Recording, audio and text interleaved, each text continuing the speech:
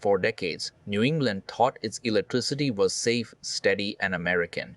But what if I told you the region's entire power grid quietly depends on Canada? And what if I told you that decades of planning $290 billion in dams and transmission lines and rivers flowing south give Canada leverage, no unexpected leverage, that could make your lights flicker and your bills skyrocket without a single political threat being issued? Watch this video to see how energy dependence turned into power no one could ignore. For decades, New England didn't think much about where its electricity came from. Lights turned on, factories hummed, winters stayed warm, businesses ran, hospitals kept operating, homes stayed heated.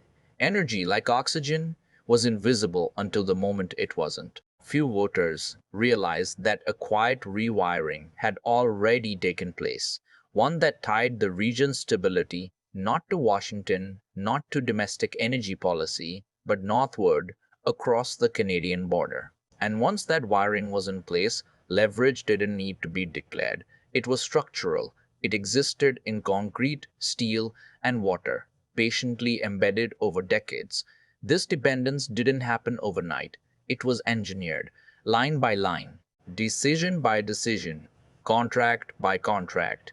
As New England phased out coal and nuclear plants and delayed large-scale domestic replacements, Canadian hydropower quietly stepped in to fill the gap. Clean, steady, and politically convenient, it became the backbone of the region's grid. Power flowed south from Quebec and other provinces through transmission lines that few people ever saw, and even fewer questioned. It wasn't flashy. There were no headlines about the construction of a 1,300 kilometers high voltage corridor or the careful regulation of river flows, but it changed the equation entirely. Canada, meanwhile, was not improvising. While American infrastructure stalled in permitting battles, partisan gridlock, and political indecision, Canada spent decades planning. Rivers were mapped, dams designed, reservoirs enlarged, transmission corridors surveyed, and cross-border interconnectors tested. Nearly $290 billion went into hydropower infrastructure over the past 4 decades. The work was slow, unglamorous, largely invisible to the headlines. But when it was finished, Canada didn't just have surplus power, it had options. Power doesn't always come, it comes from a river. It if withheld. Power doesn't, if needed, could shift the balance of negotiations without a single statement or press conference. Washington's political pressure came later and loudly. Trade threats, tariffs, escalating rhetoric, assumptions that energy, like diplomacy, could be bent with words alone. But energy doesn't respond to speeches, it responds to physics. It follows the wires that are already in place, the rivers that flow, the reservoirs that store it, and in this case, the wires already favored Canada. The turning point didn't occur at a summit or a high-profile press conference. It came during a particularly cold winter. Demand surged, margins tightened. Suddenly, those reliable imports weren't just helpful, they were essential. When maintenance delays, unexpected outages, and brief reductions rippled through the system, the effect was immediate. Localized blackouts, emergency alerts, grid operators adjusting in real time, governors calling meetings and asking questions no one had prepared answers for. And in that silence, leverage appeared, not declared, not threatened, but felt. Canada didn't need to grandstand. It didn't need to announce a single threat. The leverage was embedded in concrete, steel, and water, patiently accumulated over decades. Every negotiation afterward carries a silent undertone. This system works because Canada allows it to. The balance of power had shifted long before anyone admitted it, quietly, invisibly, yet irrevocably. You can't fast-track dams. You can't reroute rivers overnight. You can't conjure new transmission corridors in a matter of months. You can't replace firm hydropower with intermittent sources like solar or wind during peak winter demand. Every alternative came with delays measured in election cycles, public opposition, and legal hurdles. Canada's advantage was already built, already paid for, and entirely asymmetrical. The flexibility wasn't equal. The United States could scramble, but it couldn't recreate the same stability in weeks or months. At first, grid operators noticed the strain. Then markets reacted. Traders adjusted pricing. Capacity premiums widened. Forward contracts reflected the growing risk. Even before Washington fully understood the consequences, the system had signaled its limits. Blackouts didn't create dependence, they revealed it. Small scale, localized, brief but unmistakable enough to make markets and officials alike reassess. Darkness in this case wasn't punishment, it was physics. Canada never issued an ultimatum. There were no press conferences, no televised warnings, no demands across the border. Contracts were honored exactly as written, no more, no less. Domestic stability was prioritized first. Water followed gravity. Turbines spun. Transmission lines carried energy south. And in that quiet, the leverage was unmistakable. Once dependence is embedded in steel, concrete, and running water, explanation becomes unnecessary. Canada didn't raise its voice, it didn't have to. On paper, the United States is an energy superpower. Record oil production, expanding LNG exports, growing renewable capacity. But confidence is only as strong as the weakest link.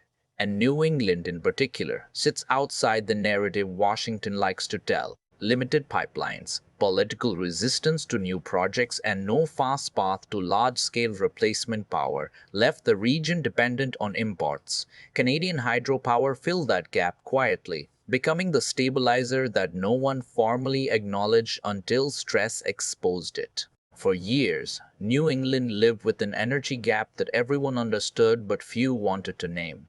Aging plants retired, new projects stalled, pipelines faced opposition, nuclear was politically radioactive, renewables scaled slower than demand. On paper, the region was transitioning. In reality, it was borrowing stability from Canada. And borrowing became structural.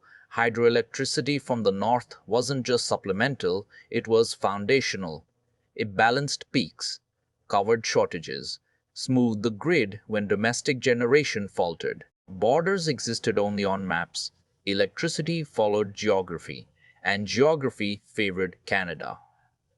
Rivers with predictable flows, vast watersheds, elevation drops perfect for generation. While the United States debated policy cycles, Canada planned in decades. Dams were built not for headlines, but for permanence. Reservoirs stored not just water, but leverage energy that could be released or held depending on need. Trade pressure assumed flexibility that didn't exist. But grids don't negotiate in words, they obey physics. When winter demand spiked, the limits of short-term solutions became obvious. Flows tightened. Emergency procedures activated. Operators balanced reliability in real time. The system responded in the only way it could, with temporary outages that revealed the skeleton beneath the grid. Contracts tightened. Capacity margins shrank. Long-term supply agreements that had once looked routine suddenly mattered. Canadian hydropower wasn't just cheap or clean, it was firm, always there, exactly when intermittent sources failed and gas pipelines reached capacity.